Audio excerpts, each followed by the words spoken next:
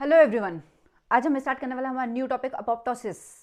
Apoptosis जैसे हमने बायोएनर्जेटिक series देखी थी, अपोप्टोसिस भी हम सीरीज में कंप्लीट करेंगे। डिफरेंट डिफरेंट वीडियोस आएंगे, उसके पार्ट्स होंगे वीडियोस के। आज का जो लेक्चर है, आज का वीडियो बेस्ड होगा बेसिक ऑफ अपोप्टोसिस कि अपोप्टोसिस क्या होती है, क्यों कोई भी सेल खुद की ही अपोप्टोसिस कराती है, अपोप्टोसिस का मीनिंग क्या होता है।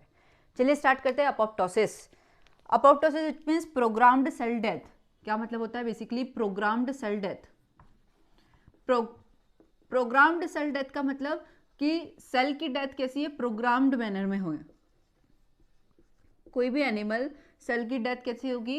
प्रोग्राम्ड मैनर में चलेगी, रेगुलेटेड मैनर में चलेगी।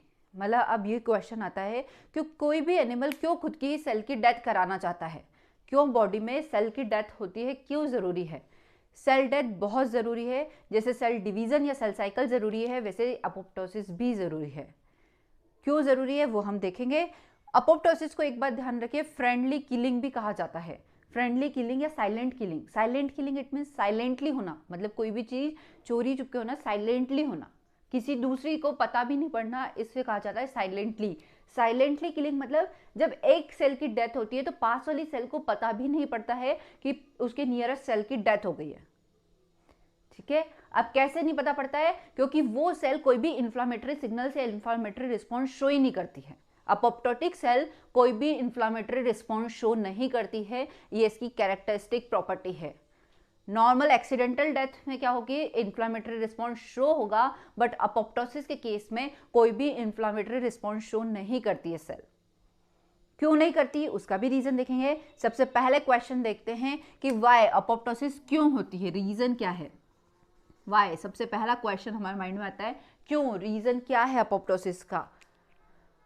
अब रीजन, फर्स्ट रीजन हो सकता है कि सेल कैसी हो गई हो, आपकी एबनॉर्मल हो गई है। First question, first reason abnormal cell है। एबनॉर्मल सेल है, एबनॉर्मल इट मीन्स एबनॉर्मलिटी कुछ भी हो सकती है सेल में। उसमें म्यूटेशन हो सकता है उसमें ग्रोथ फैक्टर के न्यूट्रिएंट के डिप्लीशन हो गया। एबनॉर्मलिटी मतलब सबसे मोस्ट एग्जांपल या बेस्ट एग्जांपल हो सकता है उसमें म्यूटेशन हो गया हो, या उसका डीएनए कैसा हो चुका हो, डैमेज हो चुका हो। यदि सपोज किसी सेल का डीएनए डैमेज हो गया है और रिपेयर मैकेनिज्म के थ्रू वो डीएनए रिपेयर नहीं किया, हमारा रिपेयर सिस्टम बहुत स्ट्रांग है, डीएनए रिपेयर हम पढ़ते हैं, यदि डीएनए रिपेयर के थ्रू भी वो डीएनए रिपेयर नहीं हो पा रहा है, तो क्या आप उस म्यूटेटेड डीएनए के साथ ही या डैमेज डीएनए के साथ ही सेल की ग्रोथ करा दोगे? यदि ऐसा होता है तो आने वाली सेल साइकिल में भी या आने वाले सेल में भी वो म्यूटेटेड डीएनए ही ट्रांसफर होगा, फिर आपकी ओवरऑल बॉडी में कैसा हो जाएगा? डीएनए म्यूटेटेड फॉर्म में। बट हम ऐसा नहीं करते, हमारा सिस्टम वेल ऑर्गेनाइज्ड सिस्टम है बॉडी का, जो क्या करता है, जिसे ही म्यूटेशन देखता है कि सपोज इस सेल के डीएनए में म्यूटेशन हो गया है, तो अब इस सेल को आगे या तो रिपेयर मैकेनिज्म के थ्रू रिपेयर करा दो डीएनए, और यदि डीएनए रिपेयर नहीं हो पा रहा है तो इस सेल को कहाँ भेज दो? अपोप्टोसिस में भेज दो। सबसे बेस्ट है, यदि डीएनए रिपेयर नहीं हो पा रहा है तो सेल को यहीं रोक के इसकी अपोप्टोसिस करा दो, सेल डेथ करा दो।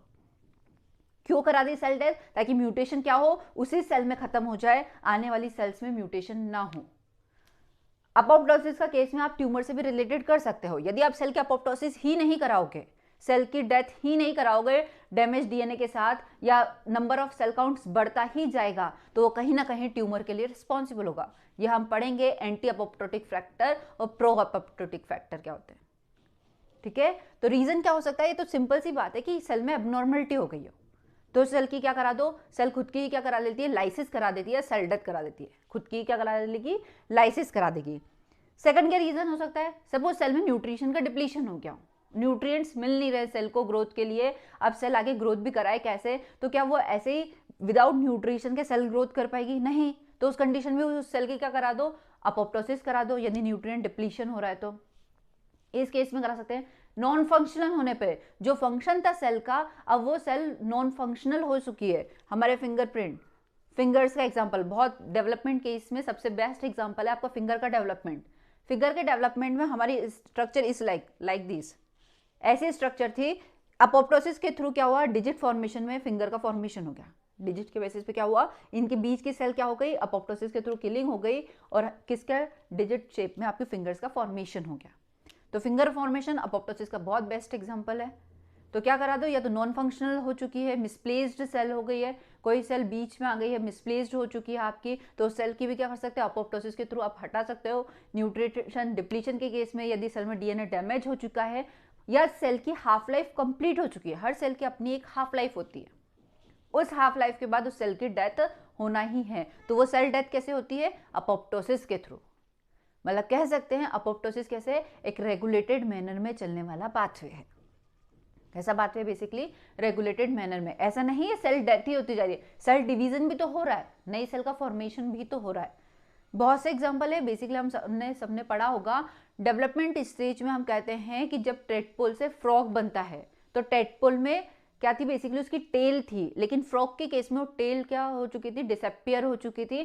क्यों, क्योंकि टेल जो थी अपोप्टोसिस के थ्रू उसकी सेल की किलिंग करा चुके थे, क्योंकि यूजलेस पार्ट था, नॉन फंक्शनल पार्ट था, तो उसकी क्या कर दी गई थी, अपोप्टोसिस हो चुकी थी। डेवलपमेंट किस में, मेटामॉर्फोसिस में हमने पढ़ा है कि उसमें क्या हो जाएगी, सेल की उस टेल वाले पार्ट को डिसअपियर हो जाता है। तो हम आज भी हम देखते हैं फ्रॉग में वो टेल नहीं होती है।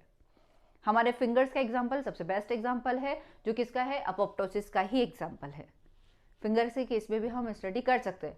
तो अपोप्टोसिस क्यों होती है, क्या रीजन है, ये हम देख चुके हैं। सेल के डीएनए के डैमेज हो जाए, नॉन फंक्शनल सेल हो जाए, न्यूट्रिशन डिप्लीशन हो जाए, हाफ लाइफ कंप्लीट हो जाए सेल की, तो सेल की अपोप्टोसिस करा दी जाती है। मतलब सेल की खुद की क्या हो जाती है, लाइसिस हो जाती है प्रोग्राम्ड मैनर में। साइलेंट किलिंग क्यों कहा जाता है, हमने वो भी देखा। क्यों, क्योंकि इतने साइलेंटली सेल की डेथ होती है कि पास वाली सेल को भी पता नहीं कि चलता है कि, मतलब कह सकते हैं सेल खुशी खुशी सुसाइड कर लेती है, खुशी खुशी वो क्या कर लेगी, अपोप्टोसिस करा देती है, सेल डेथ हो जाएगी। वो टर्म क्या कहलाएगी आपकी, बेसिकली अपोप्टोसिस। अब अपोप्टोसिस के केवल एनिमल्स में ही होती है, प्लांट्स के केस में अपोप्टोसिस नहीं होती, बिल्कुल होती है। अपोप्टोसिस की केसेस कहाँ, एनिमल्स में भी होगी और प्लांट्स में भी होगी। प्लांट्स के केस में या लोअर यूकेरियोट्स की बात की जाए आपके, तो लोअर यूकेरियोट्स में भी, लोअर यूकेरियोट्स की बात की जाए तो उनमें भी अपोप्टोसिस की प्रोसेस होती है। अब अपोप्टोसिस की प्रोसेस कैसे, प्लांट्स के केस में हम देखते हैं कि सेनेसेंस की कंडीशन, फ्लावर सेनेसेंस या लीफ सेनेसेंस की कंडीशन ही क्या कहलाती है, बेसिकली अपोप्टोसिस। सेनेसेंस कब होता है, senescence it means falling of, पुरानी लीफ टूट जाती है, नई लीफ का फॉर्मेशन होने लगता है। इसी कारण अपोप्टोसिस की प्रोसेस को फॉलिंग ऑफ प्रोसेस भी कहा जाता है, कि पुरानी चीज़ें सेल डेथ के थ्रू हटाते जाते हैं, सेल डिवीजन के थ्रू नई चीज़ों का फॉर्मेशन होता जाता है। तो प्लांट्स के केस में भी अपोप्टोसिस देखी जाती है। लोअर यूकेरियोट्स के केस में बैक्टीरिया, बेसिकली आपके जैसे बैक्टीरिया हो गया, फंजाई हो गया, इनके केस में भी आपके अपोप्टोसिस की प्रोसेस देखी जाती है।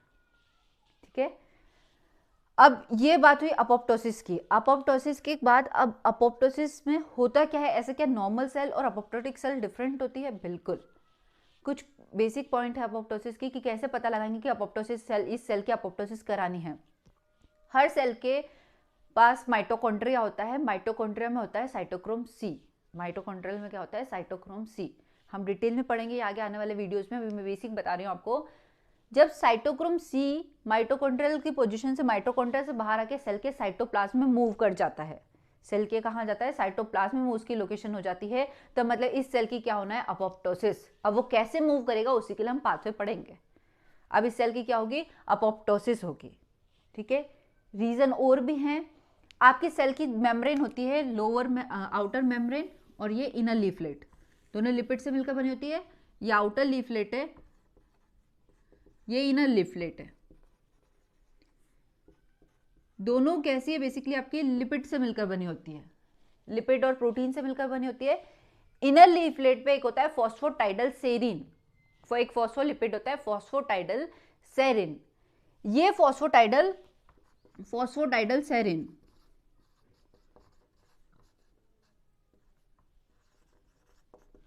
फॉस्फोटाइडल सेरीन, जब ये सेरीन मूव करके, फ्लिप फ्लॉप मूवमेंट हम देखेंगे मेम्ब्रेन का, फ्लिप होके ये फॉस्फोटाइडल सेरीन कहाँ पे लोकेटेड होता है, इनर लीफलेट पे। जब ये मूव होके आउटर लीफलेट पे शिफ्ट हो जाता है, कैसे, फॉस्फोटाइडल सेरीन मूव करके आउटर लीफलेट पे शिफ्ट हो जाता है, मतलब अब उस सेल की क्या कराना है आपको, लाइसिस कराना है, क्योंकि ये सेल कैसी है, अब आपकी एबनॉर्मल सेल है या अपोप्टोटिक सेल बन चुकी है, तो इस सेल की कैसी करानी है, अब आपको लाइसिस करानी है।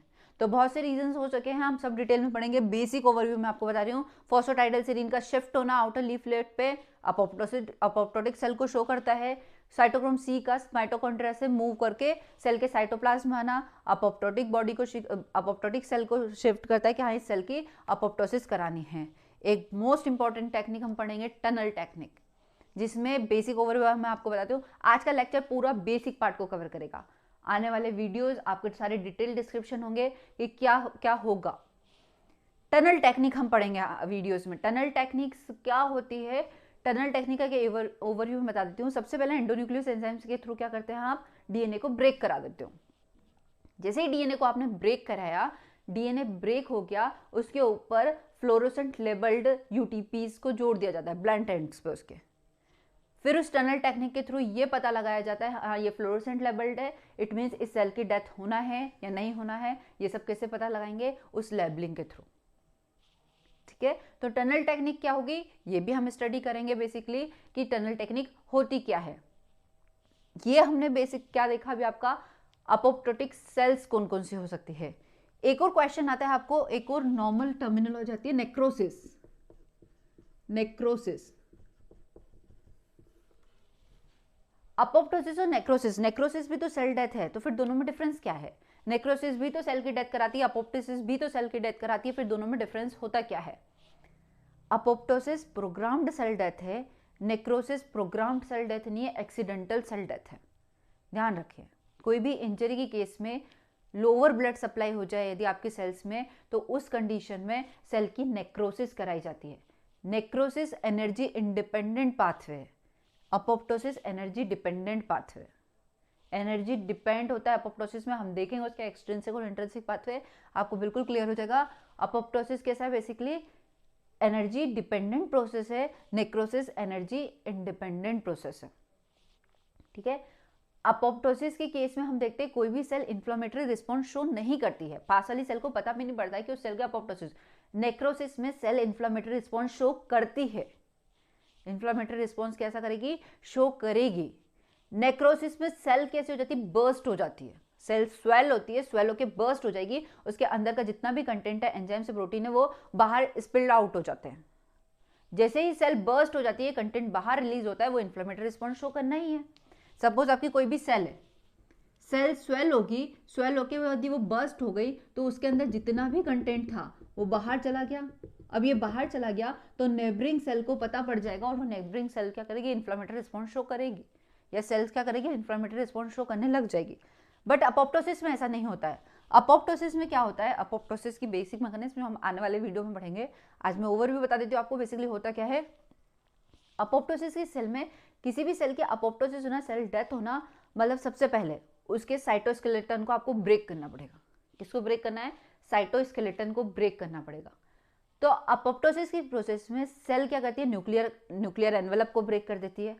उसके न्यूक्लियर एनवेलप ब्रेक हो जाता है, मतलब न्यूक्लियर मेम्ब्रेन का डिसरप्शन हो जाएगा, उसकी आउटर मेम्ब्रेन का डिसरप्शन हो जाएगा।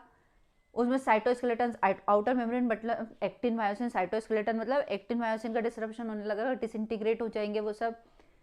जितने भी क्रोमेटिन हैं उनका कंडेंसेशन होने लगेगा, तभी तो सेल की क्या होगी, डेथ होगी। स्टेप बाय स्टेप चलेंगे। सेल की जो मेम्ब्रेन होती है, सपोज आपकी नॉर्मल सेल मेम्ब्रेन है, अपोप्टोटिक सेल में मेम्ब्रेन कैसे ऐसे ब्लेबिंग का फॉर्मेशन कर लेती है।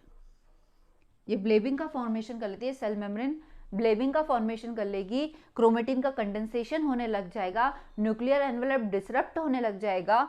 बेसिकली ये जो सेल है आपकी, वो स्मॉल अपोप्टोटिक बॉडीज का फॉर्मेशन कर लेती है। या क्या कहलाती है आपकी, अपोप्टोटिक बॉडीज। इन अपोप्टोटिक बॉडीज को मैक्रोफेजेस, हमारा इम्यून सिस्टम आ गया है, जैसे अपोप्टोटिक बॉडीज गई, हमारे इम्यून सिस्टम को सिग्नल्स गए, इम्यून सिस्टम की मैक्रोफेजेस जो होती है, मैक्रोफाज सेल्स, वो क्या करेगी, इनको इंगल्फ कर लेगी। फेगोसाइटोसिस प्रोसेस, इनका इंगल्फमेंट होगा, लाइसिस होगी, लाइसिस होने के साथ ही इसका क्या होगा, अपोप्टोटिक सेल का डिसरप्शन हो जाएगा, या इनकी लाइसिस हो जाएगी। किसके थ्रू, मैक्रोफाज के थ्रू। ये सब भी हम डिटेल में पढ़ेंगे। मैं हमेशा आपको बोल रही हूँ आज का वीडियो पूरा बेसिक पे जाएगा कि हम क्या क्या स्टडी करने वाले हैं। ठीक है, तो ये सब हमने देखा है कि कैसे क्या होगा। अपोप्टोसिस के केस में हम प्रोटीन पढ़ने वाले हैं, एक बेसिकली केस पेजेस। कैस्पेसिस क्या होती है? Cysteine dependent aspartate protein. Caspases कहाँ अटैक करेगी? इंट्रिंसिक पाथवे में कैस्पेसिस कौन से यूज होंगे, एक्सट्रिंसिक पाथवे में कैस्पेसिस कौन से यूज होंगे, वो भी हम देखेंगे। अब आपका क्वेश्चन होगा इंट्रिंसिक और एक्सट्रिंसिक पाथवे होते क्या हैं और कैस्पेसिस क्या होती है? कैस्पेसिस, कैस्पेसिस नाम से ही समझ में आता है बेसिकली। कैस्पेसिस, कैस्पेसिस प्रोटीन है जो अपोप्टोसिस में मोस्ट इंपॉर्टेंट रोल प्ले करती है। कैस्पेसिस के कारण ही सेल की क्या होती है? लाइसिस होती है। यही प्रोटीन लाइसिस के लिए, मतलब प्रोटियोलाइटिक क्लीवेज कराने के लिए रिस्पॉन्सिबल होती है। प्रोटियोलाइटिक क्लीवेज मीन प्रोटीन जहां जहां भी होगी उसका ब्रेकडाउन कौन कराएंगे? ये कैस्पेसिस। कैस्पेसिस अभी सिंपल से समझ लीजिए, सिस्टीन एस्पार्टिक एसिड, दो अमीनो एसिड से मिलकर इन प्रोटीन का नाम रखा गया है सिस्टीन और एस्पार्टिक एसिड। सिस्टीन मतलब वो खुद के पास क्या होगा? सिस्टीन खुद की टारगेट साइट पे सिस्टीन होगा और जिस प्रोटीन पे अटैक करेगी उसके टारगेट साइट पे एस्पार्टिक अमीनो एसिड होना चाहिए, उसी पे अटैक करेगी। तो ये होता है basically caspases protein. Caspases protein क्या होती है, कितने टाइप्स की होती है, ये हम देखेंगे। इसके जो अपोप्टोसिस की प्रोसेस होती है वो दो पाथवे में कंप्लीट होती है, इंट्रिंसिक पाथवे, इंट्रिंसिक पाथवे और एक्सट्रिंसिक पाथवे, इंट्रिंसिक पाथवे और एक्सट्रिंसिक पाथवे।